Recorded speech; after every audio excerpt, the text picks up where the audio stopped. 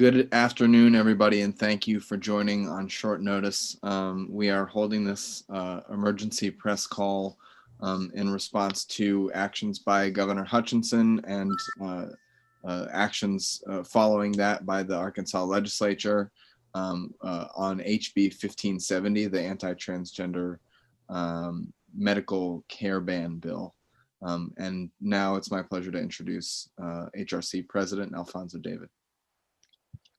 Wyatt, thank you. Hello, everyone. Thank you so much for joining us. As Wyatt mentioned, on the heels of an anti-transgender bill being vetoed in Arkansas yesterday, we are here today to call on legislators in Arkansas and around the country and tell them to stop targeting our kids.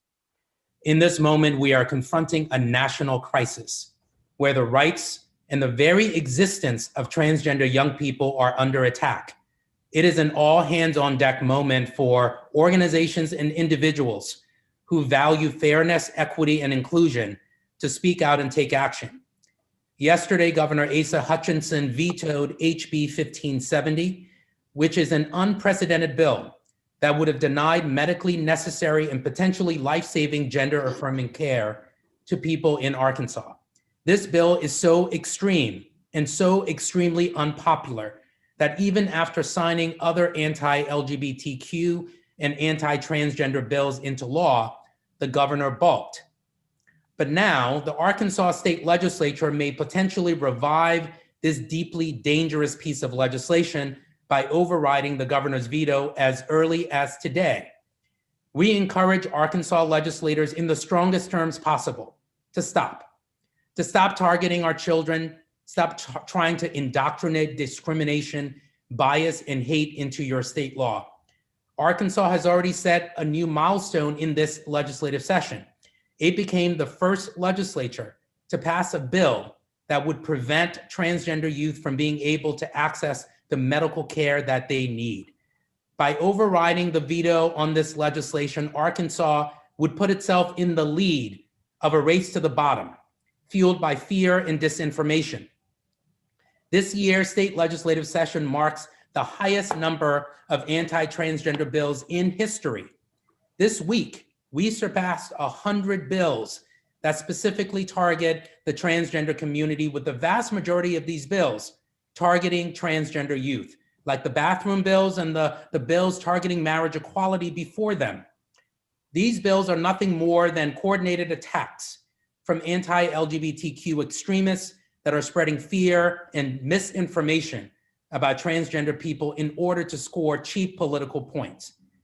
These bills are not only spurious, they are also deeply dangerous to trans and non-binary youth across this nation. These bills seek to deny the very existence of transgender people, further perpetuating stigma that fuels an epidemic of violence that we're living with now in our communities. Last year, we had more transgender and gender nonconforming people killed on record in this country, with at least 44 people losing their lives.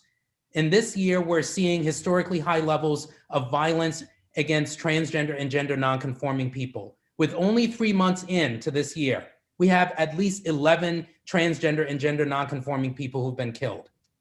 Not only do these bills fuel fatal stigma, they also pose a serious and direct threat to the lives and the welfare of trans and non-binary youth. And you have two physicians on this call who are going to talk about this in more detail. But HB 1570 and similar legislation would prevent doctors from providing basic evidence-based and life-saving care plans that are created by teams of medical experts, parents, and guardians and transgender youth. These bills do not reflect the current transition healthcare practices, further illustrating that legislators should not be inserting themselves into the doctors' offices. Doctors in several states in Arkansas, including Arkansas, have provided testimony refuting the irresponsible claims that are being made by proponents of these bills. These bills are opposed by leading medical professionals, psychologists, psychiatrists, social workers, and counselors. And they also stand in the way of evidence-based medicine and care that has been proven to save young lives. In contrast, denying best practice medical care and support to transgender youth has been shown to contribute to depression, social isolation, self-hatred, a risk of self-harm, and suicide. These bills not only put the lives and the well-being of transgender youth at risk, but they also punish doctors for helping children receive medical care.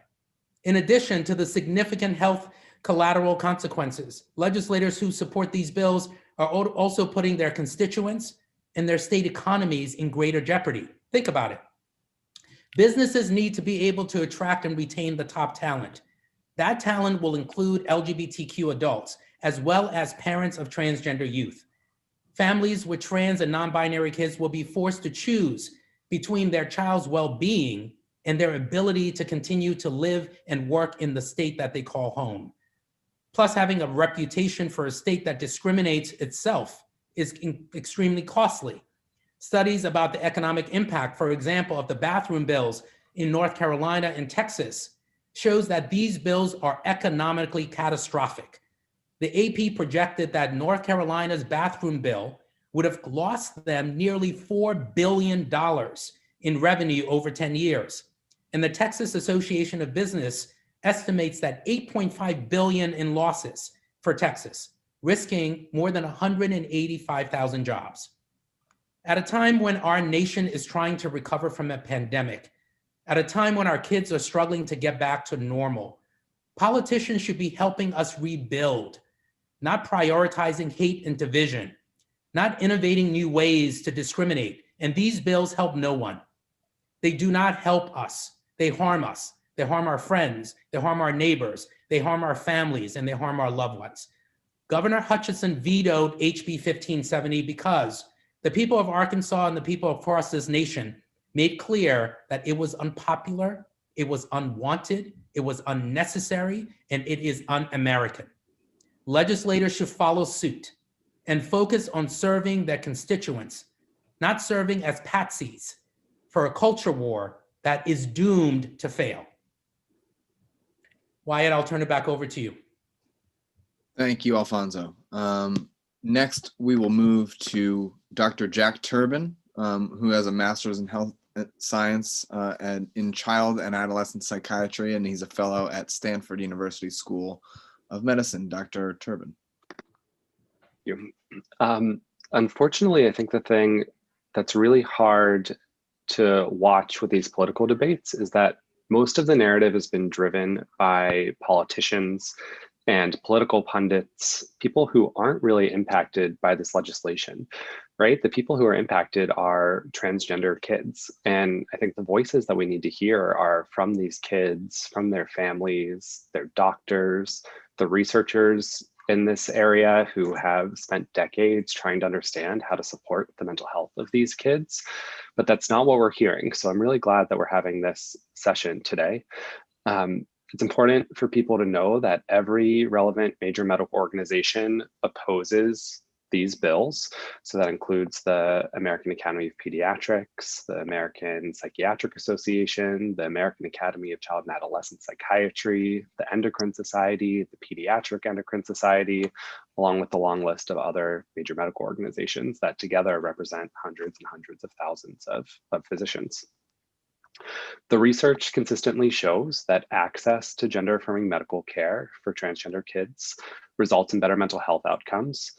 And kids who want these interventions but can't access them have higher rates of a whole range of mental health problems, including considering suicide. And we've all seen patients and talked to families where without these medical interventions, they really feel their mental health would be devastated. And some feel that losing that medical care could be life-threatening.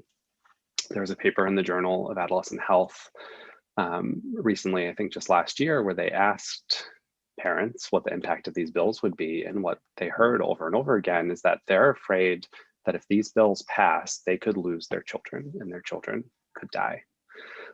Decades ago, the medical profession had a really bad stance on gender diversity. So they thought of it as a pathology, and they thought transgender people needed to be cured. And trans people who grew up during that time had really high rates of suicidality. As high as 40% of them had attempted suicide. over the past few decades, we've developed these protocols to treat transgender youth and affirm them through things like pubertal suppression and gender affirming hormones. And now we're seeing a generation of transgender kids who are really thriving, and it's a huge contrast to the past. In my fear, and the fear among a lot of doctors and parents and researchers in this area, is that if these bills were to pass, we're going to be throwing away decades of medical progress and really putting the health of these vulnerable people at risk. Thank you, Dr. Turbin. Next, we will move to Dr. Robert Garofalo, the Division Head of Adolescent and Young Adult Medicine at Lurie Children's Hospital. Yeah, thank you so much for inviting me to be here. You know, I really wrestled with what I wanted to say on this call, because it's for many of us that do this work and have been doing this work for, you know, many years, devoted to the care of young trans people and their families. These bills are not just heartbreaking, they're infuriating. You know, I mean, I'm not a politician, I'm a pediatrician, right? I take an oath to do no harm, and I've spent my career ensuring that the young people that I care for get good access to care and have the best chance of growing up to live their lives as healthy, productive, and authentic adults. And these pieces of legislation do anything but. And I think it's important. I'm trying to add something than what has already been said by Alfonso and Dr. Turbin, but like, I think it's important to take a step back. You know, like, being transgender, it's not a phase. It's not a trend. It's not an affectation, right? You know, a trans identity is a normal and natural part of, you know, the range of human expression. And so to view it as anything other than that, or something that is malleable and can be thought of as something that can be pressured by outside influence, just flies in the face of what we know is scores of scientific evidence to suggest otherwise. And so these bills, I think, are designed to do nothing more than discriminate, denigrate, and erase, I think, the authenticity of the young people that we care for as pediatricians. And I think it's vitally important to be clear that these medical treatments that affirm gender are not experimental, right? These are not experimental treatments. They've been well studied, and they're well supported by scientific evidence that has been conducted globally, including at many of our centers, including here in the US. And so there's a need to really understand that there are many studies detail the very benefits of these treatments, and almost none of them suggest that there's any harm in accessing care. And nor does gender affirming care suggest that, like, we're forcing these treatments on these families. I mean, you know, a few years ago, I thought the nation had learned a bit by a very tragic case of a young woman in Ohio who, for months on her social media, suggested that her own life and her mental health were at risk if she were not allowed to access care for gender affirming hormones. And unfortunately, that young woman stepped in front of a tractor trailer on a highway and took her own life. And I thought in that moment, this country had learned its lessons. And so it's heartbreaking and it's infuriating for me to be here to talk about bills in 2020 and 2021 are really just designed to discriminate and perpetrate hate.